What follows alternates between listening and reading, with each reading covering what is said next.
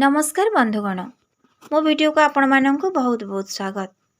बुद्धिमान पिला केउ जन्म जन्म होता लक्ष्मी और नारदंकर कथोपकथन यही संवाद विषय आज आम वीडियो आलोचना करिबा।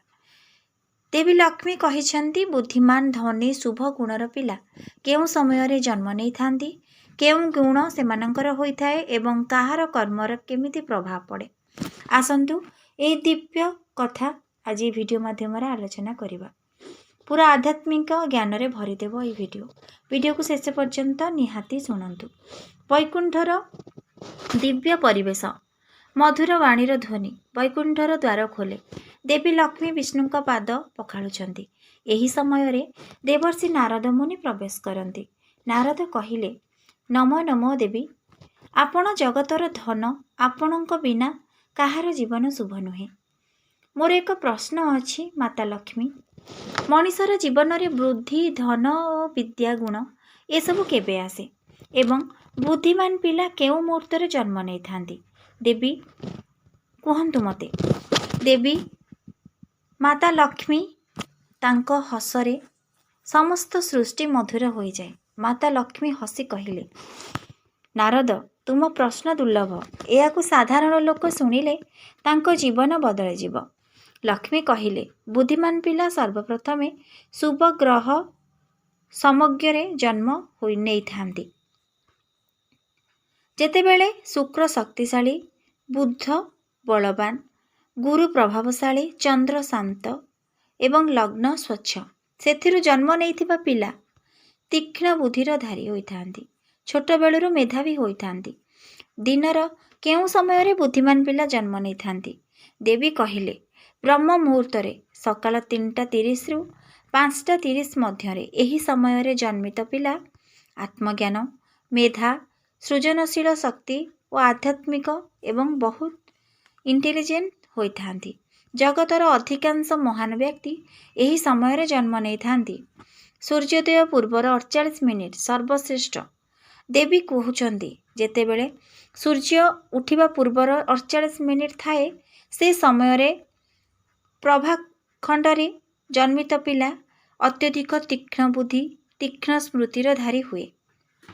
शुक्ल पक्ष बुद्धिर शक्ति को बढ़ाए। जदि पिला शुक्ल पक्षरे जन्म नेउछि, मन शक्तिशाली, धारणा शक्ति बहुत एवं बुद्धि अत्यधिक होइथाए। जेतेबेले चंद्र बढ़ुछि तथा बुद्धिमत्ता बढ़ुछि। पितामातांको आचरणर प्रभाव। देवी कुहंती, गर्भवती माता जदि पवित्र पाठ, भगवत नाम, शांति, मीठा भाव और शुभ संगीत ए सब अनुभव करुछंती, तेबे पिलार मन देवता समान हो जाए। नारदंक प्रश्न, हे माता, बुद्धिमान पिला केवल ग्रहर बलरे नुहे, किछि दिव्य मुहूर्त मध्य अछि कि? देवी लक्ष्मी को उत्तर। देवी कहंती, एकादशीर सकाळ एही समय जन्म नेउथिबा पिला अत्यधिक संयमी, बुद्धिमान, धर्मपरायण, जीवन रे बहुत बड़ काम करे। गुरुवार सकाळ 4टा रु 7टा मध्यर जन्म होइतिबा पिला। देवी कहंती, एही समय गुरुंको ऊर्जा सर्वोच्च। पिला हुए ज्ञानी, नेता, धार्मिक, शांत चित्तर। पूर्णिमा दिन जन्म हेउथिबा पिला शांत बुद्धि, स्पष्ट वक्तव्य, प्रकृतिर क्वालिटीवान पिला होइथांती। मंगलवार परिहार समय जन्म होउथिबा पिला मंगल दोष नथिबा समय जन्मित पिला निष्ठाशील, दृढ़ और आत्मविश्वासी, संघर्षर जय करुथिबा पिला होइथांती। नारदंक परवर्ती प्रश्न, माँ, समस्ते कहती गर्भरे शुणिथिबा सबु पिलार प्रकृति गढ़े, यह केते ठीक? देवी लक्ष्मी का दिव्य उत्तर, गर्भरे पड़िबा पूर्वरु आत्मा पितामाता को बाछे।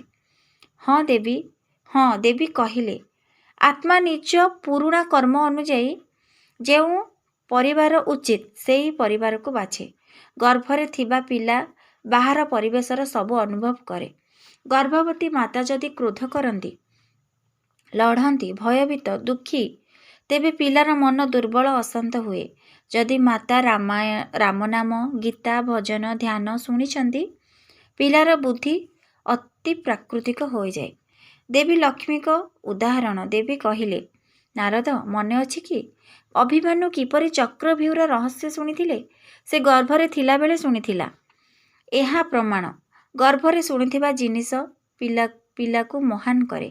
ଯେ ପିଲା ଦୁନିଆକୁ ପରିବର୍ତ୍ତନ କରେ ସେ ଏହି 3 ସମୟରେ ଜନ୍ମ ନେଉଛି।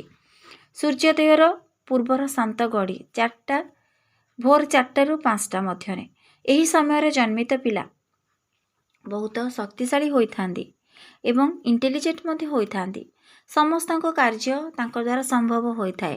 ଶୁକ୍ଳପକ୍ଷ ଦଶମୀ ଦ୍ୱାଦଶୀ ଏହି ସମୟରେ ଏହି ଦିନରେ ପିଲା ଜନ୍ମ ହେଲେ ଏ ଦେବତା ସମାନ ଧୈର୍ଯ୍ୟ ତାଙ୍କ ପାଖରେ ଥାଏ। ଗୁରୁ ଓ ଶୁକ୍ର ଶକ୍ତିଶାଳୀ ଯୋଗ ଥିଲେ ଏହା ପୃଥିବୀକୁ ପରିବର୍ତ୍ତନ କରୁଥିବା ବୁଦ୍ଧି ହୋଇଥାଏ ଏ ପିଲାମାନଙ୍କ ପାଖରେ। ନାରଦଙ୍କ ଶେଷ ପ୍ରଶ୍ନ, ହେ ଲକ୍ଷ୍ମୀ ମା, ଯେ ପିଲା ବୁଦ୍ଧିମାନ ହେବାକୁ ଜନ୍ମ ନିଏ ତାହାର ଭବିଷ୍ୟତ କିପରି ଦେଖାଯାଏ? ଦେବୀଙ୍କ ଦିବ୍ୟ ଉତ୍ତର, ଯେ ପିଲା ବୁଦ୍ଧିମାନ ହେବାକୁ ଜନ୍ମ ନେଉଛି ସେ 3ଟି ଲକ୍ଷଣ ନେଇ ଆସେ। ସୂକ୍ଷ୍ମ ଚେତନା, ଅନ୍ୟ ଯାହା ଦେଖୁନି ସେ ତାହାକୁ ବୁଝେ। ସତ୍ୟକୁ ଖୋଜାଇବାରେ ସ୍ୱଭାବ ସେମାନଙ୍କ ପାଖରେ ଥାଏ। ସେ ଛୋଟବେଳୁ ପ୍ରଶ୍ନ କରେ, ଏହା କିପରି ଓ କାହିଁକି? ଏହି ପିଲା ପରେ ମହାନ ଶିକ୍ଷକ, ବୈଜ୍ଞାନିକ ଓ ଯୋଗୀ ହୁଏ ଏବଂ କଲ୍ୟାଣକାରୀ ହୃଦୟ, ବୁଦ୍ଧି ଓ ଦୟା ଦୁହିଁ ଥାଏ ସେହି ପିଲାମାନଙ୍କ ମଧ୍ୟରେ। ନାରଦ ହାତ ଯୋଡ଼ି କହିଲେ, ମା, ଆପଣଙ୍କ ଉତ୍ତର ମାନବ ଜୀବନକୁ ଉଜ୍ଜ୍ୱଳ ଦେଇଗଲା। ଏହି ଜ୍ଞାନରେ ଯେ କେହି ଶୁଣିବେ ତାଙ୍କ ଘରର ପିଲାମାନେ ବୁଦ୍ଧିମାନ ହେବାର ପଥକୁ ଧରିବେ। ଦେବୀ ଆଶୀର୍ବାଦ କଲେ, ତଥାସ୍ତୁ ନାରଦ। ଯେ ମାତା ଏହି ଜ୍ଞାନକୁ ଶୁଣିବେ ତାଙ୍କ ଗର୍ଭର ପିଲା ଦେବଗୁଣ ନେଇ ଜନ୍ମିବେ। ଏହା ଦେବୀ ଲକ୍ଷ୍ମୀଙ୍କ ଦିବ୍ୟ ରହସ୍ୟ। ବୁଦ୍ଧିମାନ ଏବଂ ଧନ୍ୟ ପିଲା କେଉଁ ସମୟରେ ଜନ୍ମିତ ହୋଇଥାଏ? ଯଦି କେହି ସତ୍ୟ, ଧର୍ମ ଓ ସକାରାତ୍ମକ ପବିତ୍ର ଚିନ୍ତା ଧରି ରଖନ୍ତି ପିଲା ନିଶ୍ଚିନ୍ତ ଭାବେ ବୁଦ୍ଧିମାନ ହେବ।